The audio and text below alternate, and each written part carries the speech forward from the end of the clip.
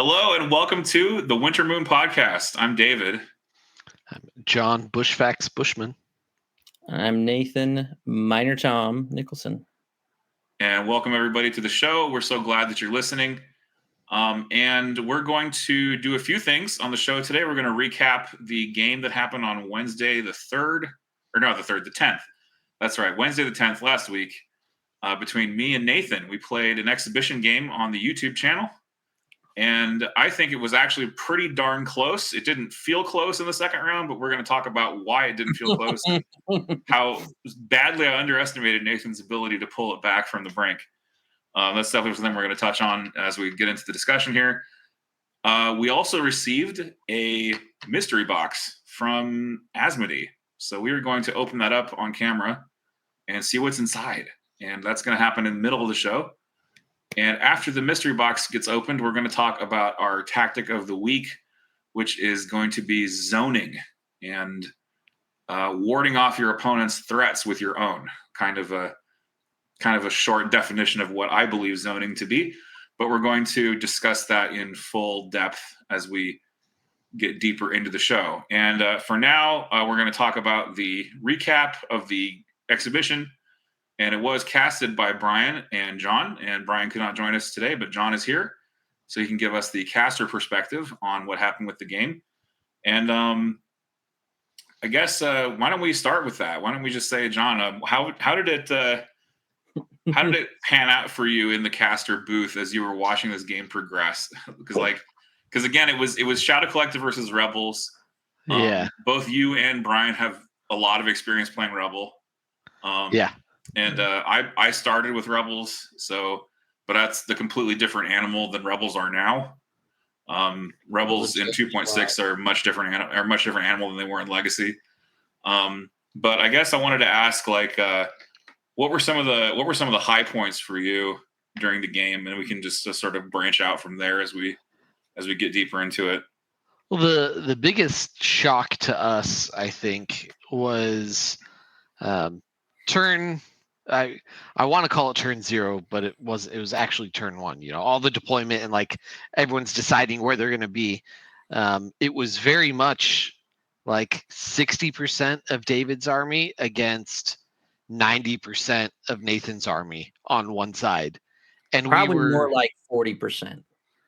David had 4 of his 9 units. Yeah, no, you're right. Yeah, 4 of his 9 units. It was very disproportionate fractions of their armies facing off in the biggest altercation they were going to have besides the middle. They were playing close the pocket, and we were baffled at why is David doing this? What is he surely he's just going to lose this side. Why would he just throw units to the wolves here? And turn 2 comes around. The first couple shots happen. Black Suns, I think the first 2 shots from David just picked up a unit. I think so. Deleted. A combination of Black Suns and Mandalorian rockets. Yeah. Okay. Well, this is leveling out quick. And we're Nathan gets to respond. You know, he's got several Pierce shotguns with the fleets. Took first 2 shots from Nathan, get 2 or 3 hits. And we're oh no, Counts. This is going down. This is not going great. Yeah. And that side was just chaos. Nothing we could have predicted. And then that was the biggest upset for us. I would love to talk about why I did what I did, but I don't want to go right away. I think Nathan should. Yeah. Well, yeah. Let me start with some overview and talk about my first and single greatest mistake of the whole game.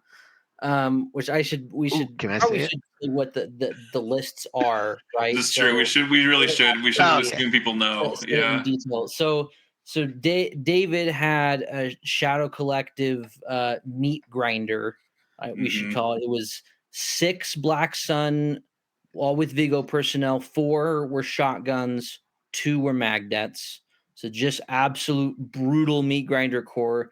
He had 2 Mandos that were armed to the teeth with marksmen and transponders and stuff like that. And then he had Maul, with you push and choke and all the goodies just to help control things in the middle. Probably like the most elite Shadow Collective list you could field, apart from like Quad Mandos. Right, as far as just like every unit, he only had 9 units, but every unit was powerful. Every single unit. They all F-bomb is what they do. Yes. 9 threats. Yeah. Yes, 9 units, 9 threats. Go ahead. I'm sorry. Maximum glass cannon is what I would call my list. I had 6 fleets with shotguns, 3 naked sleepers. I had Ahsoka with push, choke, and into the fray tenacity. Not choke. Or not choke, burst. Sorry, I'm used to saying push choke because I play more dark side than light side. But yeah, push burst, and then I had just kind of one of every kind of rebel officer except for the prepared positions one. I wanted to just try all the different customs. So I had like the strategic custom. I had the officer with the vibro axe. And then I had an agent with the backpack gun. So I had Dave was what, like 9 units, 9 threats. I had 13 units, 12 threats. So basically every unit could do damage, but they were basically all super squishy. Unlike David's. And so when David split like that in round 1, because I had my guy that gives all my stuff relentless, I had the guy that gives everybody dauntless, and I was all bubbled up. And when I built the list, the entire theory of the list was round 1, I'd get everybody into position. Round, at the end, I would reinforcements up all my fleets. Round 2, I would play the Ahsoka 2-pip.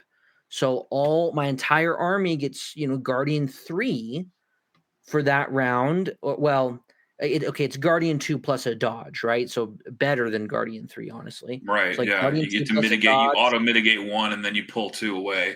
Right. So basically I've got cover, Guardian, a dodge. I'm deflecting stuff back. The idea was I'm just going to destroy on attrition round 2. And our objective was close the pocket. So it's like, this is perfect. This is my perfect setup. And it looked really good.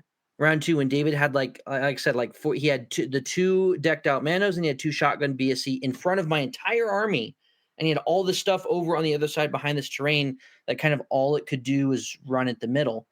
And I had all my entire army except for 2 sleepers. I had 2 sleepers that were kind of flanking near the bottom just to kind of make sure he couldn't get too cute around the middle. And I was like, okay, this is great. I'm just going to mow down these 4 units, and then for some reason, my stupid brain, I don't know if I was tired from work that day or what, but I was like, I'm not going to play the command card that I literally designed my list around. Yeah, I'm going to hold it for a round to see what happens. I don't know why. I still don't know when I was thinking I was going to use it, but I was like, it's not time yet. I'm going to wait around. And so I didn't. I played, I played like the custom 3-pip, was like, well, we'll demonstrate that and see how that is. It's no Ahsoka 2-pip, I'll tell you that. And so this had consequences in a few ways. One thing, I lost priority, which I would have won if I'd played the 2-pip. And I wasn't counting on winning priority with the 2-pip. That wasn't why I was playing it, but I would have, which would have made a big difference because David played Maul's 3-pip and he has cunning, so he won priority. So that was the first thing that happened.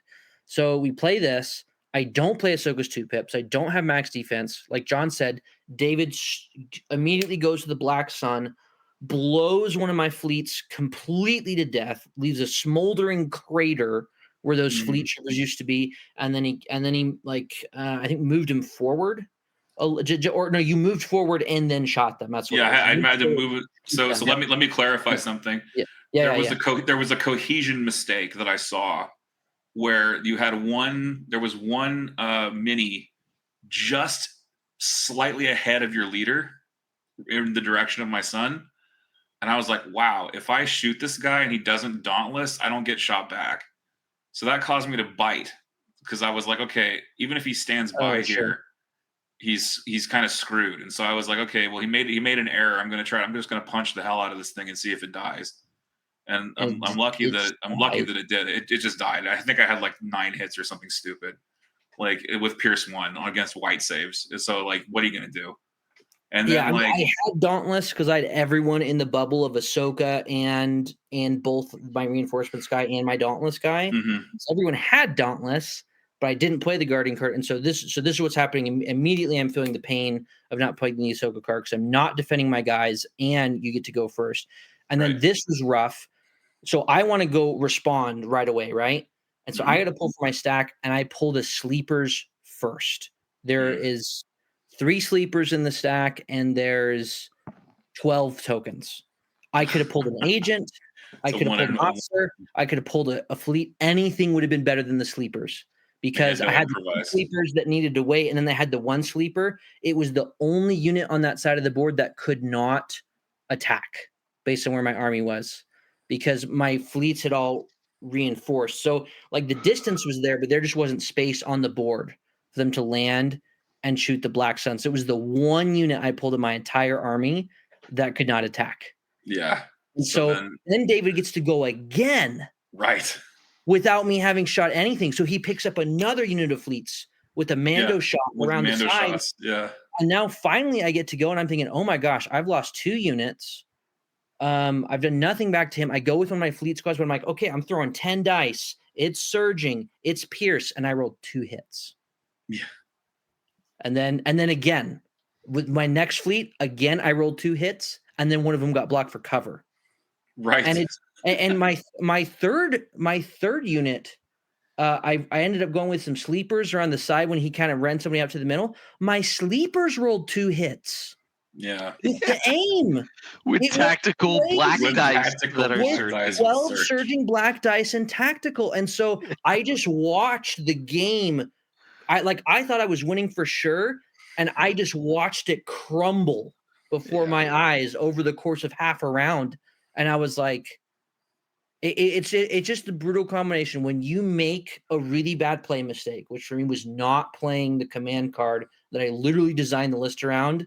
And then on top of that, if you happen to get some bad luck at the same time, you set yourself up.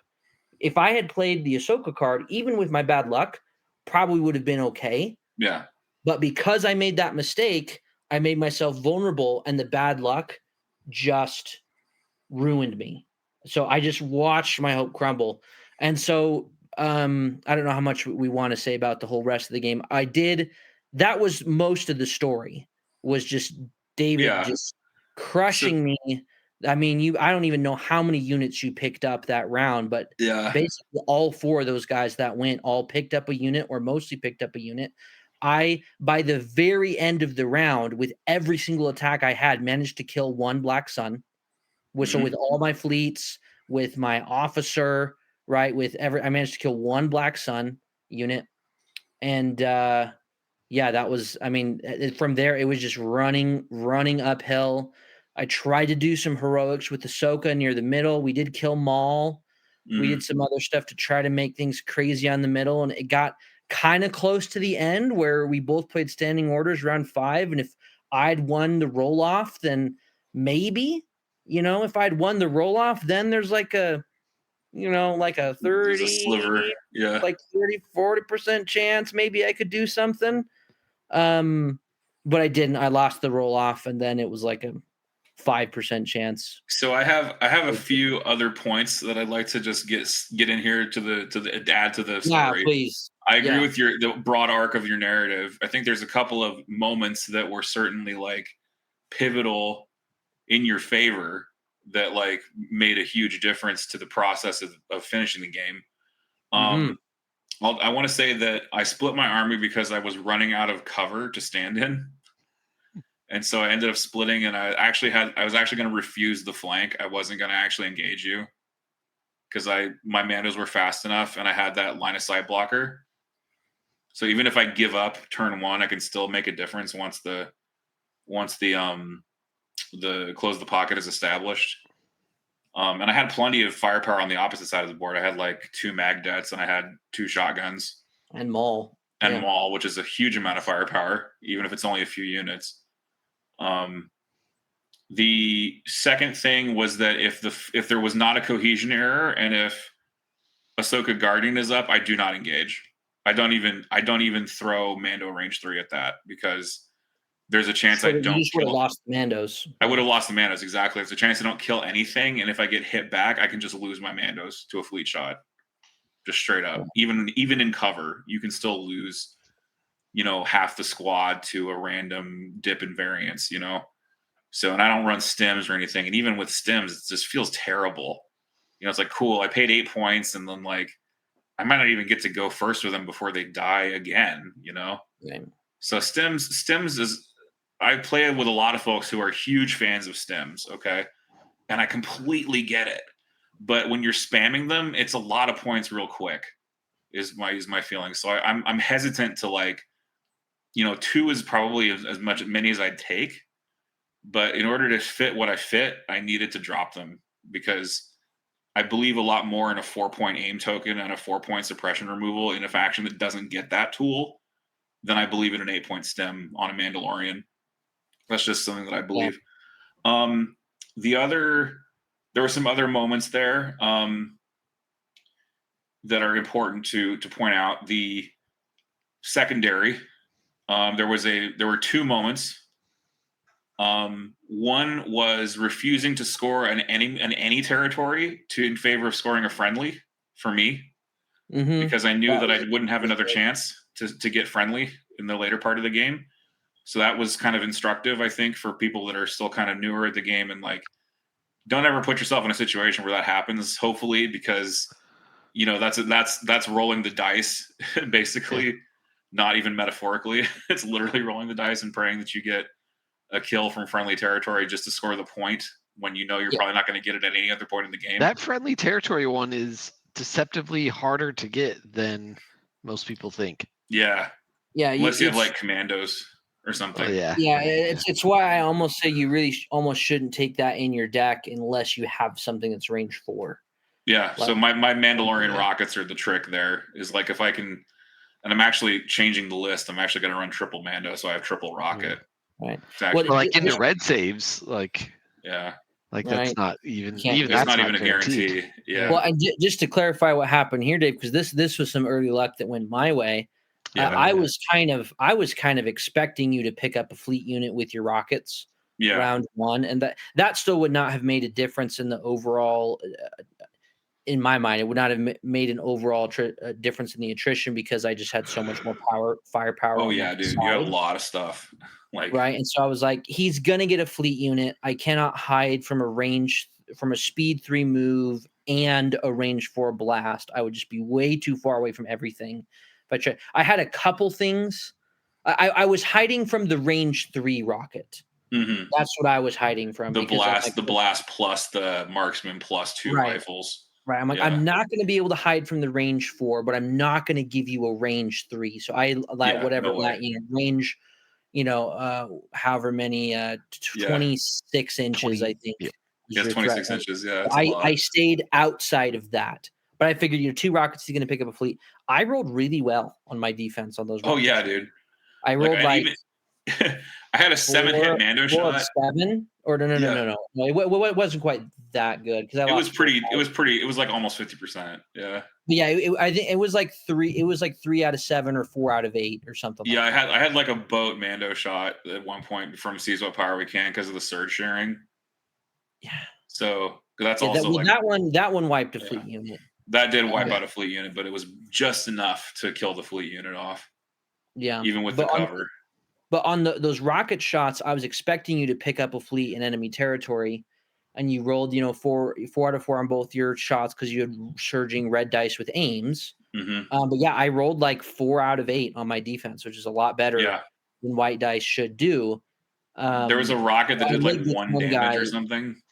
1 damage, then 3 damage. Then 3 damage, yeah. Kept him alive at 1. The hell? Right, yep. So yeah, I was live with 1 guy, but it meant that you didn't score the friendly territory thing right away. Correct. So I had to take a risk. Round, when you went with that first Black Sun and immediately wiped out a fleet, you had the chance to say, "Oh, I'm going to mark in a contested territory point," but you took a little bit of a risk. You said, "I'm not going to score that right now because I think I'm going to be able to score friendly, and I don't know if I'm going to have another chance to score it." And that ended up being the right call because you then took with your second activation, right? When I was stuck playing those dumb sleepers, which were the one unit that couldn't attack, you took those guys, you flew around the side, and then with your range 3, and because you had them loaded up with aims because you had transponders and an independent aim and an seize aim what and power we can. You just had all these tokens, so you full boated. Yeah, it's a triple aim. It's a triple aimed Mando with 9 precise rerolls and surges. Yeah. Right. It's gonna kill something. Like, right. So you hit your full 9 dice at my fleets and just wiped them. And then you got friendly territory because you'd been very conscious about keeping that Mando unit leader of yours in your zone. So that was a really good move by you, and it was a little bit of a risk, but it was a calculated one because you knew that this was probably going to be your only chance to pick up friendly territory. Right. So I'm never gonna get that chance again, and it's a point I'll never be able to score.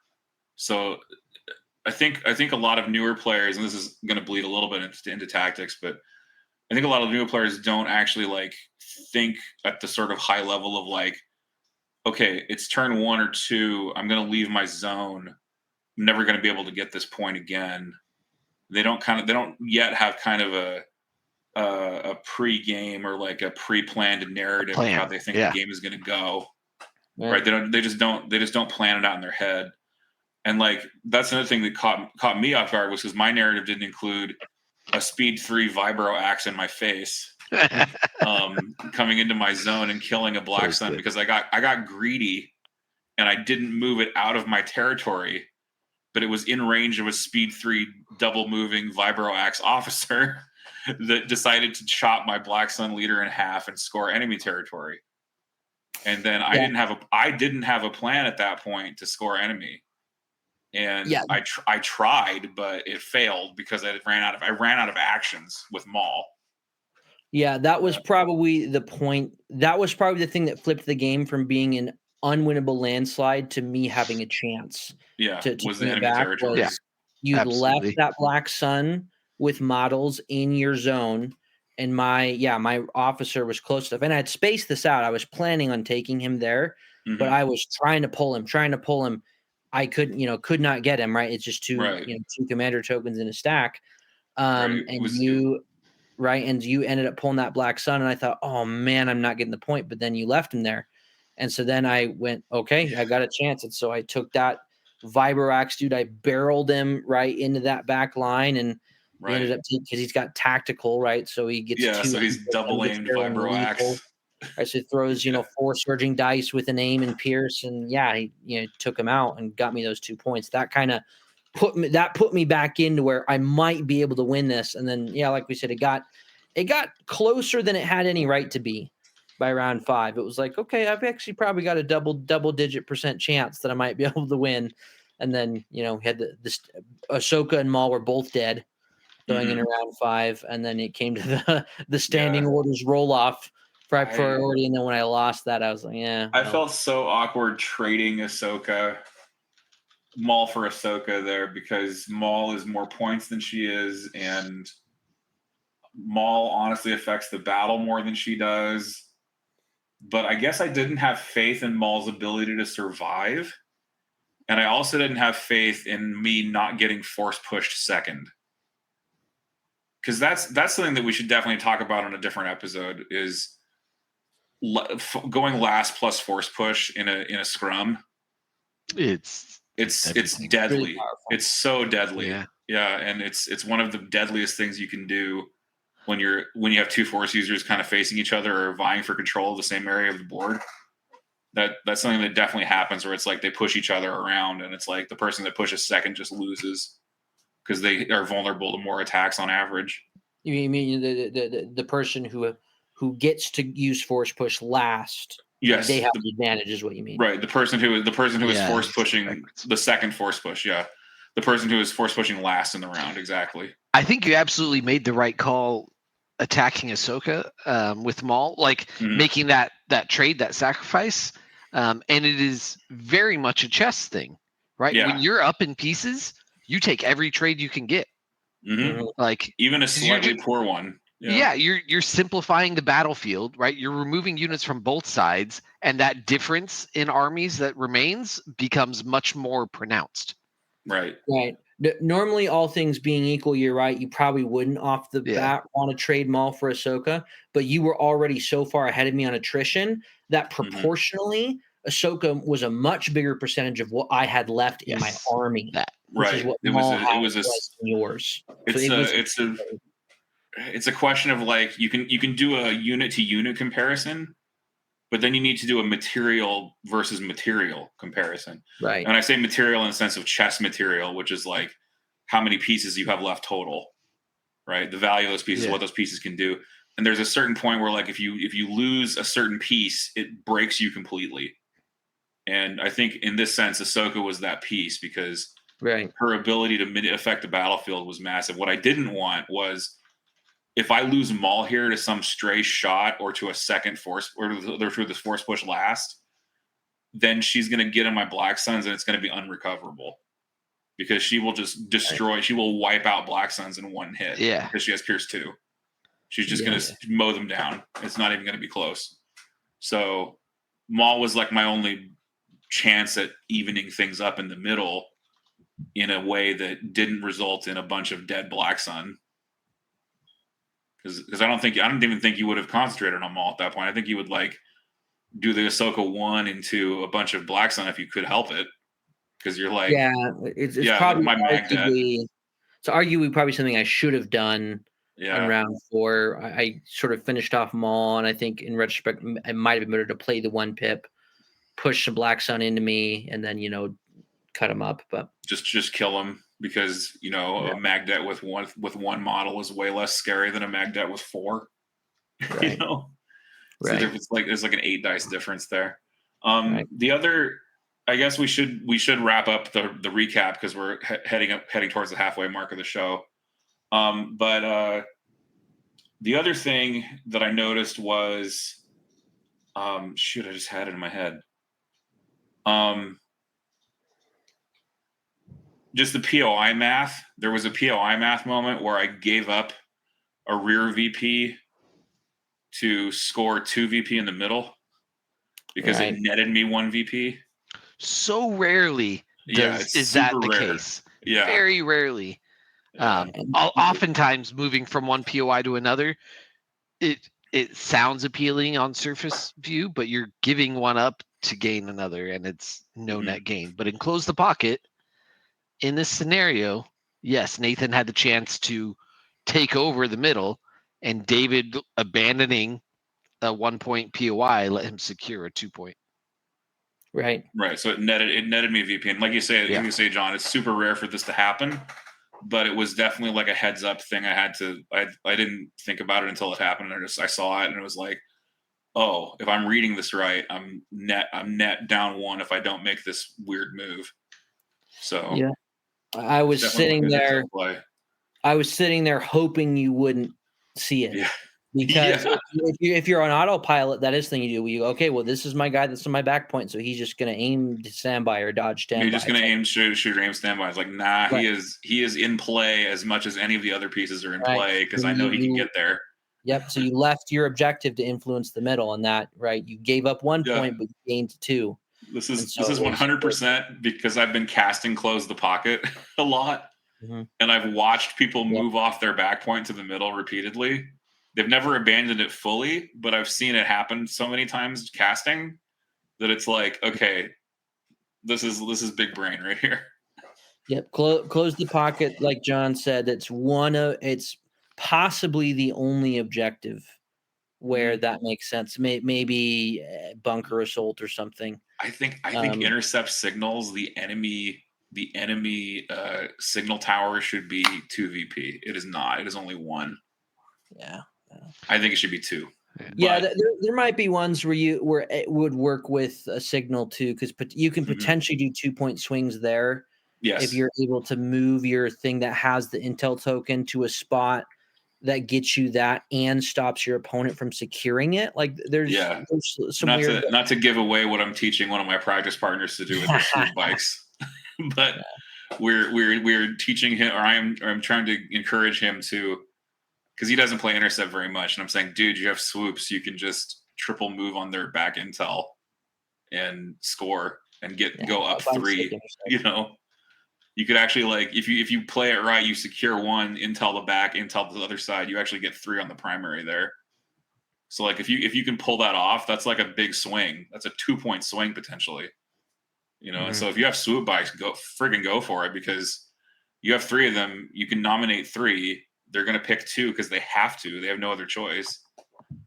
So anyway, that's the little aside for intercept signals for people that haven't played it much. People shy away from that objective for whatever reason. I love it because as a Black Sun player, it's like this is a kill box, dude. Like I am all about it. You have to go here to score, baby. I'm there right there with you. Come taste some Magnet. Come get hit by frag grenades, please. That's actually a great segue for zoning. But should we do the unboxing first? Yeah, let's open this little box. Where did I put it? Here it is. Aha. All right. So this is a box from ASMODEE, and I've got my little hobby knife here. I'm gonna try to open it up.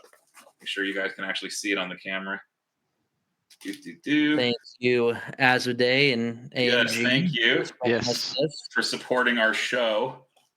Yeah, we appreciate being on the radar. Yeah, absolutely, and it's great. We get to cast worlds and we get to do all kinds of stuff. So we're super thankful for this opportunity. Yeah. To do something cool with.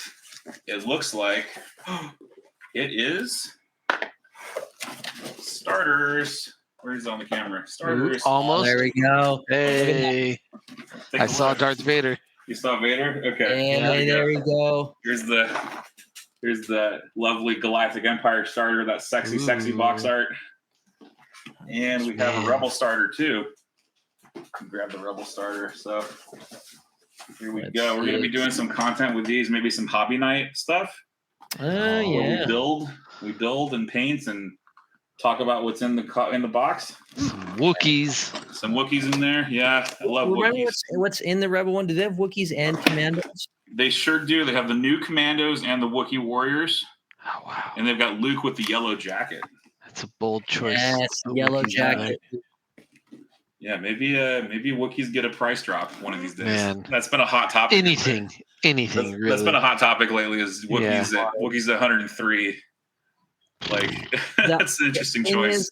That battle force, man, it's on a knife's edge because if you make Wookiees good, as soon as you do that battle force becomes unstoppable. Could give.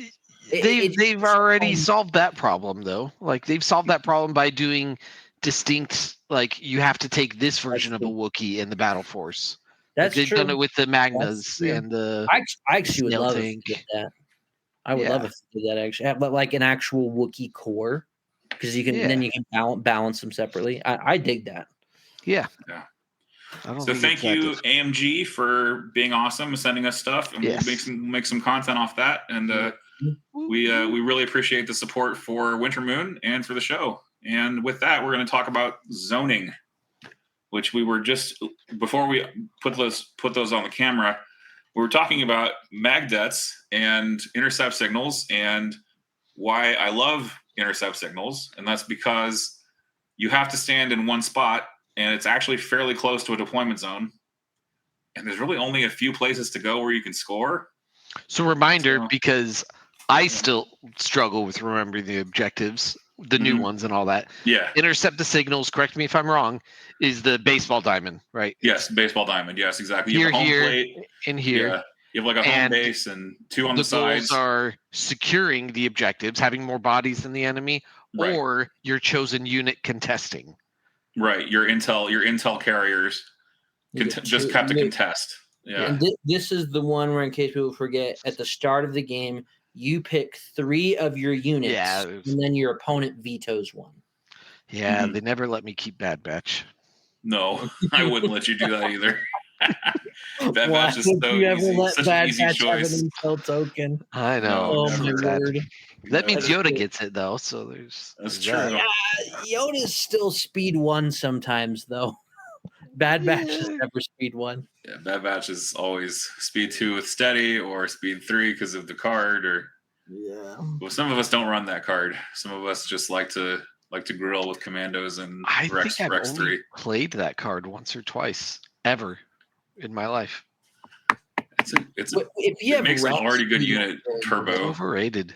It is You a don't little need it overrated. if you have Rex, and if you're taking them, why are you not taking Rex?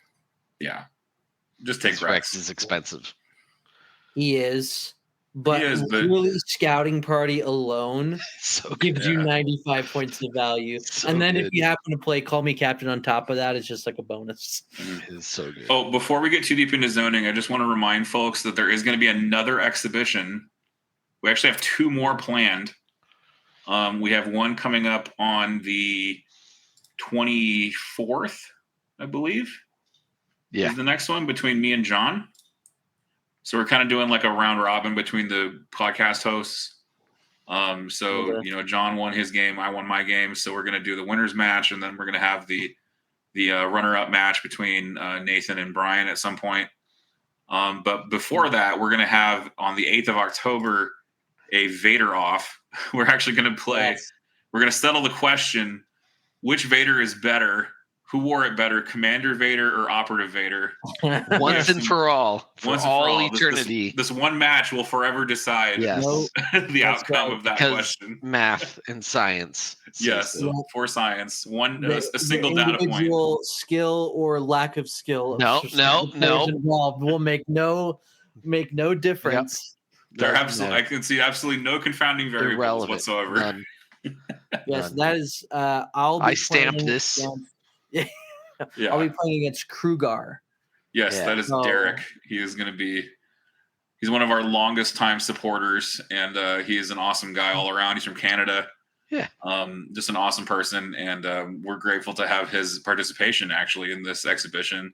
Mm-hmm. And we'll get to see him show his stuff against Nathan, and he's going to be playing Commander Vader. I believe Nathan is firmly on the camp of Operative Vader, so he is an Op Vader stan. I am. I'm also. So we'll have that on the 8th of October. And one more thing before we move on, Crucible is happening. Oh man! Yeah. So it'll be probably happening as you listen to this, because I'm going to try to push this out before Thursday, because Thursday is setup day. So I'm going to be in Orlando that day, setting things up, and we're going to have a big tournament. Mike Berry is going to come down to defend his title. He won Crucible last year, I believe. I still have photos from Crucible on my phone, so so I still have photos from back then. That hopefully that Rex cosplayer shows up again, because that guy was pretty awesome too. But he was pretty legit. No, it was a great tournament. Jordan from Luminous Gaming runs it. He's doing a great job with the Tampa community, and coordinates with the Orlando community. So we have a fairly active scene in mid Florida. We have 2 big Legion nights. We have like Wednesdays. It's like Wednesday, but it's in both locations, kind of. And there's a whole like band of Legion players stretching from Tampa on the West Coast to the Space Coast on the East side. So that whole mid Florida community is very active. So I'm lucky that I live in that band of activity, and it's going to be great to do Crucible. We'll be streaming 3 days in a row. So tune into the YouTube for that, and thank you to Aaron for doing the logos and the artwork for the stream. And one last little bit before we get back to the show is sign up for our newsletter, www.wintermoonwargaming.com/newsletter, or just enter the wintermoonwargaming.com and click the button that says sign up here and down the page. So you have to scroll down a little bit to find it, but there is a big button that says sign up here. I'll take you to the form. But that's going to be coming out starting next week. Every Wednesday, we're going to be publishing a newsletter. It goes straight to your email inbox. It's going to have hobby tips. It's going to have strategy teasers. It's going to have lots of little things in it for your Legion edification and entertainment, as well as community building. So that's going to be happening very soon here at Winter Moon. And that's pretty much what I'm going to say about that. Zoning. I want to head back to Nathan, because Nathan is the one who I believe brought this to our attention, this topic initially. So I would love to hear Nathan's thoughts on zoning on, I guess we'll go back to intercept, because we were talking about intercept specifically. So how do we create a zone of defense around an objective? Well, should we design? Yeah. Well, maybe you kind of did it there, but we could define zoning. Yeah, sort of like Zoning is when a city or municipality requires. No, I'm just kidding. boo. Yes. 2 thumbs way down. I need a buzzer. Yeah. You know. Yeah, no. You guys ever watch Make Some Noise? No. Oh, it's a great show. But there's this. It's like Whose Line Is It Anyway? But it's like more of a millennial humor kind of thing. But the host is Sam Reich. He's really, really funny to me. And whenever the bit goes a little bit off the rails or breaks the fourth wall, he hits a buzzer and he goes, "I will cut you off there." he's always doing that. Probably could use that for this show. Yeah, we might be able to use that for the show. Anyway, Nathan, before we got derailed, let's talk about how you would define zoning in Legion. Yeah, so I think zoning has to do with managing your threat ranges. Now, for purpose of this, I'm going to say threat range is how far you can attack with the unit during its activation. So it's going to include, in most cases, a move and a shoot. I was going to say it's what's going to be your threat range, generally speaking. And so when we talk about zoning, we talk about using the threat range of your units to set up an area to say to say to your opponent, if you walk into this area of the board, I'm going to do something to you that's going to kill your units. But either I'm going to charge you with my force user with burst of speed, or I'm going to, most of the time, I'm going to move up and shoot you with my shooty units. Right, you're setting up a space, and I'm not talking about setting up a standby. Just to be clear, I'm not talking about taking a standby. I'm talking about like an easy example would be you were talking about your Black Sun. So imagine your opponent is eyeing an objective. There's a POI that they want to move out and score. Now take a half range from that POI, go towards your opponent, so away from you, towards your opponent. Imagine they have a unit on that farthest point from you. If you have your Black Sun at range 3 from that spot, that means anywhere your opponent goes to score that objective, your Black Sun can then move and shoot them. And so you're basically setting up a consequence. You're saying to your opponent, if you move out to try to score that objective, you're going to pay for it. That's what you're trying to do with zoning. I love that because there's a we do this all the time in the game. What we're doing at an even more basic level is like we are communicating to our opponent that our unactivated units have potential. And that potential is a giant question mark. It's like, you don't know what I'm going to do, but there's a really good chance that if you make a certain move, I'll punish it. And that's kind of what zoning is like. This happens all the time because I'm writing an article right now about turn 1, which I'm going to tease in the newsletter, but we do this all the time in turn 1 with like aqua droids or a snail tank, because the snail tank has a huge base. It's got range 4. Hell, even an FD turret, wherever it can hit something, that represents a potential. And that potential is, if you put a unit here, it's going to get maybe attacked. And do you want to risk that?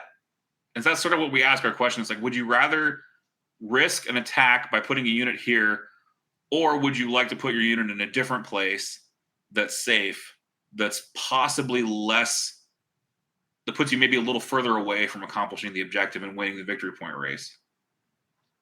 Because that's kind of the essence of the game, right? Is winning that victory point race. And so we affect what our opponent does based on the potential of our units to do damage to them, to obstruct their ability to approach areas of the board safely.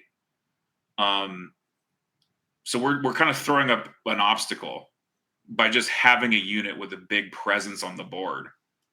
Like, for example, having a land speeder going 14th, you know, that represents a huge threat because it's like all my information is out there. All of my potential for this turn is exhausted. There is nothing I can do to stop this 14th activation that's going to come out and potentially wall up something I've left exposed, you know. And that's just you're hitting the limits of the rules, essentially the limitations of the rule system of alternating activations in general. It's like we're sort of like, this is what we do, and this is a little bit theoretical, but like we're kind of like testing the limits of the game itself at some points in this case, because like we're absolutely going to the furthest point mechanically that we can, and trying to find those edges over our opponents. Can I pull out 3 concrete things from what you're saying, Dave? Absolutely, because I kind of went in woo-woo land for a little bit. No, you're good. You're good.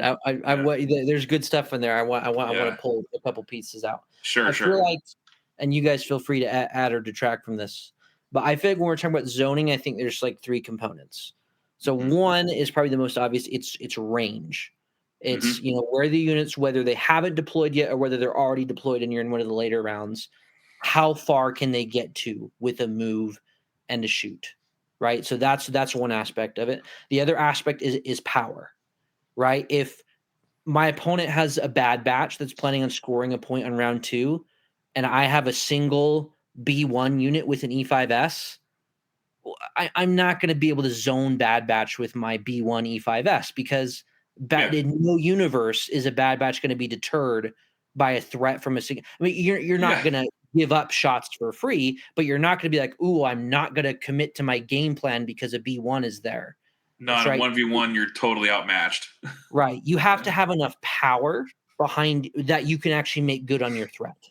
So, and then the third thing is timing. You were alluding to this. So this is why I think the land speeder example is a good representation of all 3, because it's range 4 and it's a speeder. So it's can move really far and it can shoot really far. So it can really threaten a long area. Power, I'd say that's maybe the one where it's weakest because its dice pool isn't great. Yeah, it's kind of like medium-ish. It's like a B plus at least. But it can double tap is the thing. And usually people have 2 of them. So, right. So usually with 2 of them and with the double tap, that's when it gets really scary. Right. Because you're piling in like 13th and 14th. I'm using 14 as my magic number for Rebels these days. You're usually going 13th, 14th. Maybe you even played the new 2-pip. Right. You know? So you're probably going to go 13th, 14th. Tap your HQ uplinks. Yeah, with your uplinks, with standing orders, losing priority. You're feeling pretty good because like you said, with the timing, like all your opponent's potential responses are gone. Right. That's that third one is timing. It's a lot easier to zone if in whatever area you're trying to zone, you're going to be going later than what your opponent's going to go with, because zoning doesn't really work if by the time the thing you're trying to zone goes, you've already gone with all your stuff. Yeah. Right. Because now the threat's not there. Now, there's creating standby bubbles, which is a little bit different, and that's can be effective sometimes, but generally not as much outside of more niche situations. It's really not usually what we're talking about when we say zoning is setting up a bunch of standbys. But so like an example is if I have a bunch of stormtroopers, say I've got like 4 of them with DLTs. Well, there's range there. The DLT is 2 surging red at range 4. You add an additional 4 surging white at range 3, which are both reasonable threat ranges. And if you have 4 stormtroopers there, the power's there, right? Nobody wants to get hit by 4 stormtrooper DLT shots, but you generally don't have order control on your core. Certainly not on all 4 of them. And so if those 4 units kind of go by the early mid round, if you're trying to dissuade Bad Batch from going on a point, your stormtroopers are already going to all have gone by the time your Bad Batch is going to go, because Bad Batch will have an order.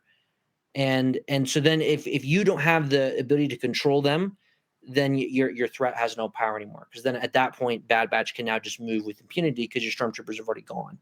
they're going to be able to shoot Bad Batch. So again, kind of that, like we talk range, we talk power, which can be achieved through numbers. It can be achieved through having multiple units to it. But then that really important one is timing when you're trying to zone. I want to lump John here into the conversation too, because I think a lot of this applies to what you do with your commandos, with Yoda and Rex, and I think a lot of that is applicable. Yeah.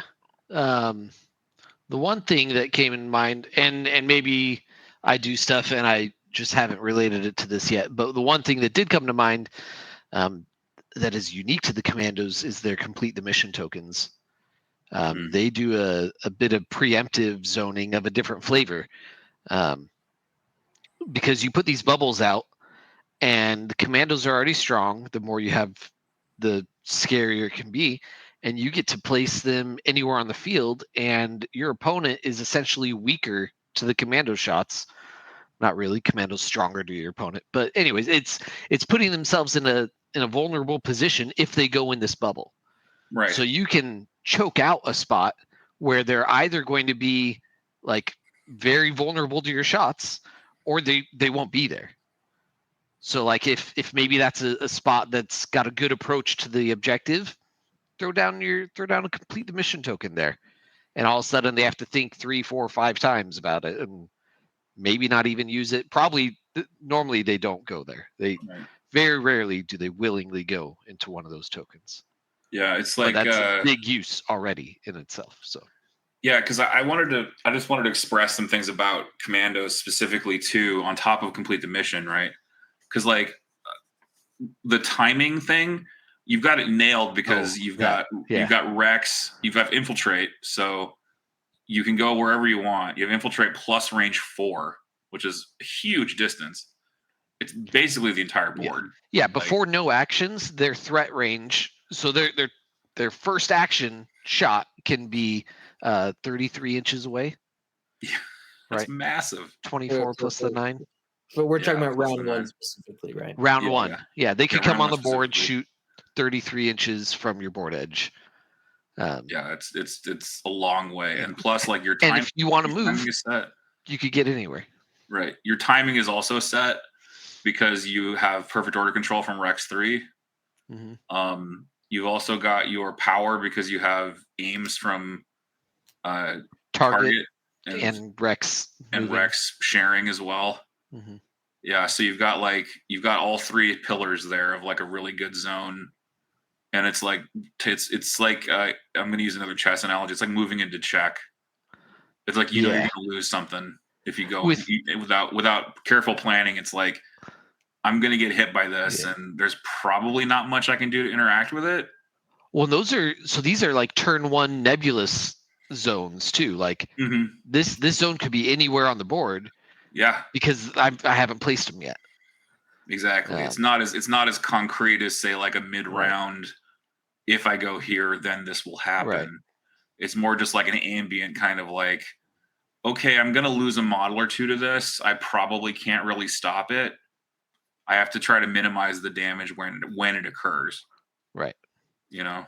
So this is all another reason why I prefer that card over Bad Batch 3-pit. Yeah, exactly. Because not going to give up Luminous.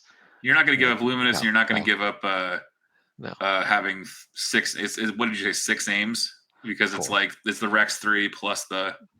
So Rex's card doesn't give any aims in itself, but when Rex comes on the board, he's moving 2 to 3 times to have, and tactical gives aims. Right, because he's scouting, moving twice for 3 aims, and then he's going to share each one, and then. My goal is that each shot has 2 aims, 1 to reroll, 1 for lethal. Right. Yoda can always flex and like recover someone if he needs to with guidance. Hopefully your opponent walked into the crit bubble. So yeah, I mean, I never expect it, but it's always nice. Sometimes it just happens because it's like it's a force thing. So terrain matters hugely here too, because like your board edge really determines what shots you can set up. And so like this is even more nebulous and probably even more complex because terrain is so variable. It's one of those things where it's like you have to look at the board and be like, okay, on this objective, if I can like somehow make a projection of what the map looks like on the board, I have to visualize it because I don't have a computer to do it for me, like on TTS. Right. You know, I have to make a calculated decision and say, okay, on this objective, what shots can I force based on the position of terrain pieces? Yeah. There's I a mean, lot of that. these games can take a long time, and I always advocate for like not taking too much of your opponent's time, but I absolutely take a range 3 stick when I'm deciding board edge. And I do quick, rough estimates of this is what it looks like from this side. This is where I can be and he can be, and this is where the Right. objective is. You know, spend 5-10 seconds max, and then look at it from the other side. Right. This might be another good show topic. I know we're going to wind down the show here in about 5 minutes, but this is another great show topic, which is etiquette and pre-measuring. Oh, yes. And tanking, because a lot of times on a shared clock, it's really tempting to just tank for like a good 5 minutes to make a choice, and that's just agonizing. Yeah, it's just agonizing for your opponent to have to endure your indecision like that, and it's really rude on top of everything else. Yeah, I got thoughts on that. We can talk about that. We can definitely talk about that. Yeah. That's a spicy one for another program. Yeah. But so zoning, you have that kind of nebulous zone, and you want to make sure that like, because like it was true with our game, Nathan, to sort of bring it back to the recap that we did and kind of bookend the show. You know, I knew that my Mandos had a pretty good amount of threat that I could utilize, but I was so severely out activated. And I was like, okay, I'm not going to, even with managing my pass pool correctly, because that's another part of this too. If you're lower on activations, you have to manage your pass pool correctly on top of accepting that you're probably not going to go last anyway. You have to just be very careful about what you're allowed, what the board position allows you to do, and what your enemy potentials allow you to do. So I guess I was thinking in specific about Mandalorians as like my only units that really had that ability to like pin you back from going places. But I think at some point you were like, okay, this is acceptable losses because I'm so out activating them so badly. You know, I don't want to lose a unit if I can help it, but if I can't really stop a Mandalorian rocket at range 4 with this off a speed 3 move, it's just not happening. There's too many. Yeah. So this is something I mentioned, but it's probably worth repeating. When you're playing against someone who's got superior range to you, like an example would be Mandos with these range 4 rockets. When my list was almost completely range 2. You have to see what you can get away from and what you can't. Now, it would be possible for me to not get shot by any Mandalorian rockets round 1 at all if I kept my entire army within 4 inches of my own board edge. Yeah, I could technically do that. But now you have to think about what are the consequences if you do that. I'm not going to have my army in position for round 2. So my stuff is all range 2. So it needs to be close enough that I can get a reinforcements, and then on the following round I can move them and then shoot. Right? That was my game plan. And then remember to play the command card you're supposed to play, but we don't need to rehash that. Right? But so you need your stuff in position for that. And so you got to say to yourself, okay, if I deny him this shot, what do I give up on the next round or this round? And you have to weigh that. And in some cases, it does mean you have to be patient. Some cases you're going to go, you know what? Yeah, my guy will be a little bit further back than I wanted him to be, but what I would gain from him being in position, it would only be this. If I move him up, he's going to die. Okay, that's not worth it. So I'm going to hold this piece back. You got to do that calculation. But then sometimes you go, you know what? I am going to have to take this. It's a land speeder. It's got 1 or 2 moves and then a range 4 shot. There's nowhere I can hide. I need to be able to score objectives round 2. It's going last. We're just going to have to deal with this. And you go, how do I minimize the damage? So you try to think, okay, what's he going to want to shoot? Make sure you're in heavy cover, right? In the case of David with his Mandos, there was tiers to his threat range because he had the rockets at range 4. if I were to get to range 3, he could hit me with the marksman, right? And so when I was playing my units, I mentioned this already, but just to articulate it further, I moved them as far because I wasn't going to avoid the range 4 shot because that would have been way too far back. But I said, okay, let's not take any extra damage. So I measured, okay, where would the speed 3 move plus a range 3 shot be? And I went as far as I could forward without crossing into that territory. And so right, there's sometimes can be tiers to zoning, right? You're in a range lists, your opponent usually has different range bands, and so you figure out what can you not afford to avoid, what can you afford to avoid, and make sure you're staying in that zone. Don't give your opponent any more damage or attacks than you have to. Yeah. I'm going to plug this into Maul Mandos because it's what I've been playing lately, and plug it further into it because I play a lot of Maul Mando mirror matches, except my opponent is playing triple swoops, triple Mando, and is out activating me. And this happens to me multiple times, and I'm trying to figure out a way out of the conundrum. Is that I'll have there's tiers to zoning, right?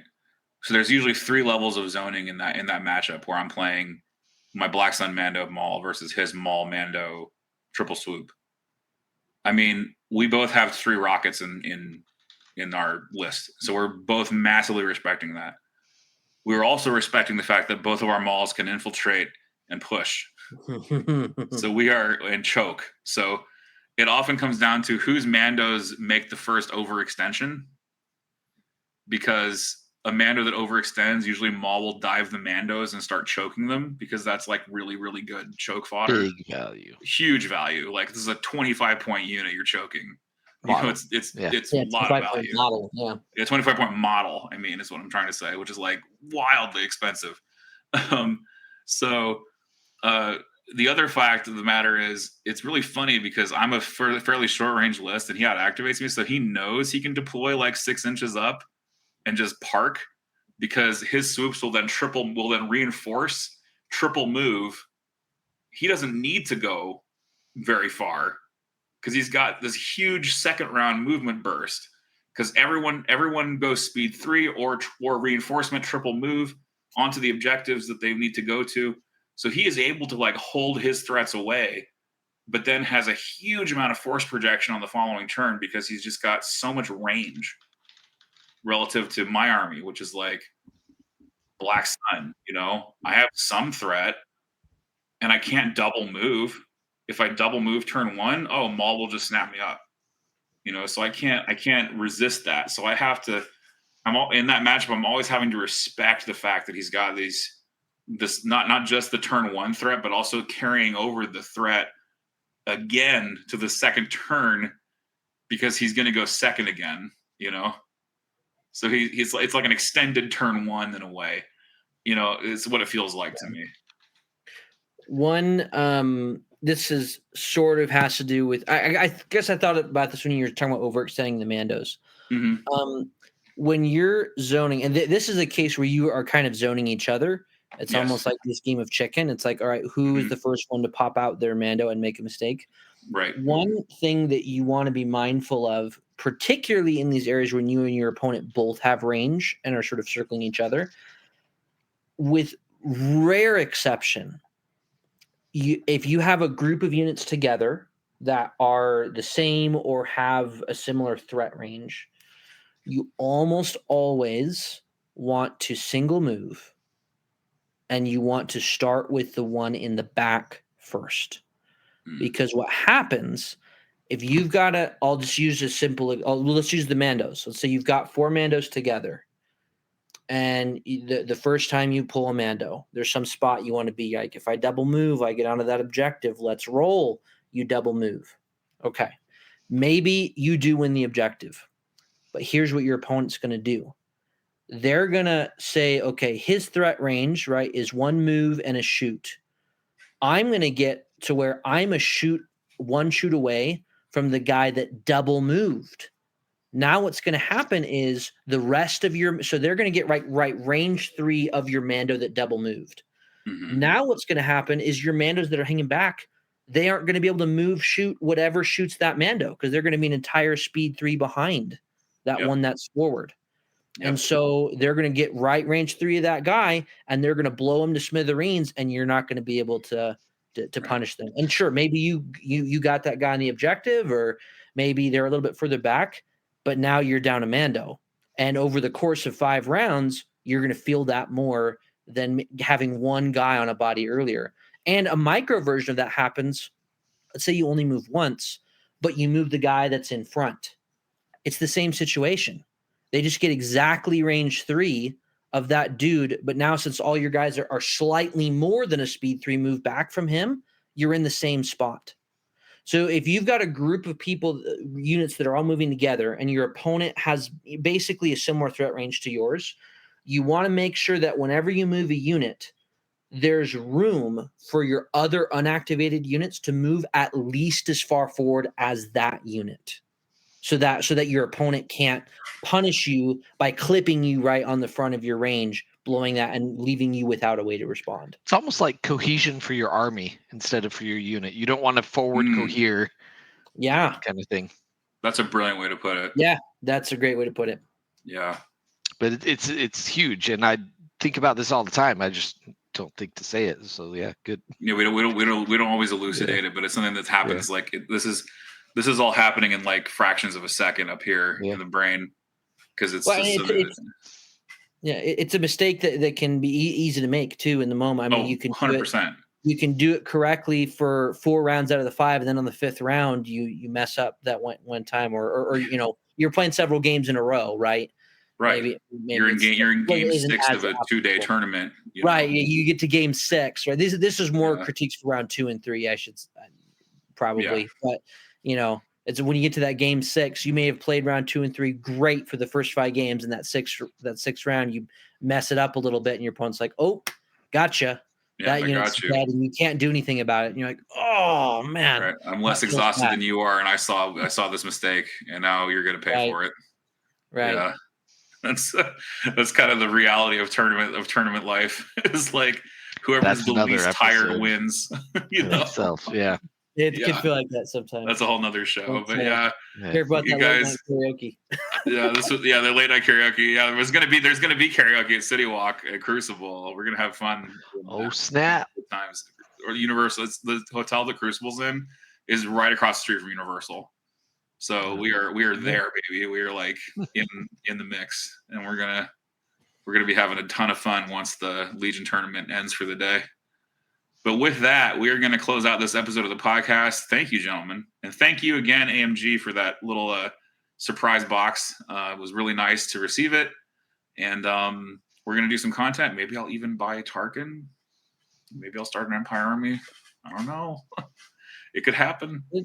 Okay, on the dark side further and further. I swore I'd never play Empire. They have basically said that Tarkin has pulling the strings, right? Yeah, effectively.